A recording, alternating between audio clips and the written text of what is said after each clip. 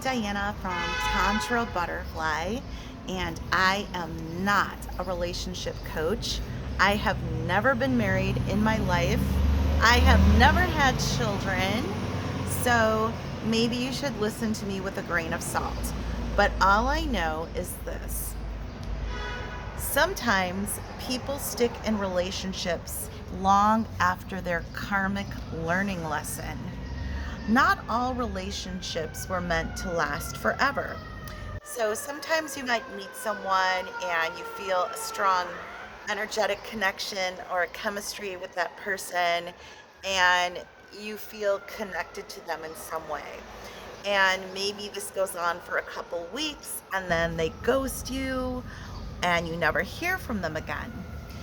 Instead of finding fault with yourself, maybe acknowledge the following: that some people come into our lives to acknowledge our gifts, to kind of like be a marker in our life that we're on the right track, or we've healed from past trauma and we're no longer triggered by their actions.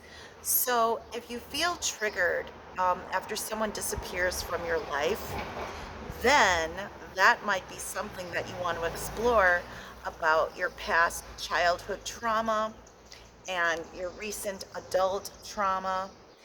And if they triggered you to make you feel less than, then take a step backwards and think of all the wonderful things about you and acknowledge that within yourself. In other words, you've come a long way, you've had a long journey. And on the other scale of the spectrum, some people might be in a stable marriage for over 25 to 30 years. And that was because they needed that person in their life to take them to the next level. And then all of a sudden, they realized that that marriage is stagnant and no longer brings them joy. That's because you're supposed to move on to the next level of your life and show some independence and strength. But some people are afraid of moving forward, and that stagnancy can lead to body trauma, like backache, or especially, if you constantly find yourself spraining your ankle or hurting your feet. That's a psychological and physical fear of moving forward in your life. So, in order to actually change, sometimes we need to get rid of things that no longer service us. Um, and you don't have to be brutal and injure your partner's feelings. You just need to do this for yourself so that you can experiment and try other things. I mean, if we were meant to be the color yellow our entire life and never change to fuchsia or red or green, I mean, how boring would that be?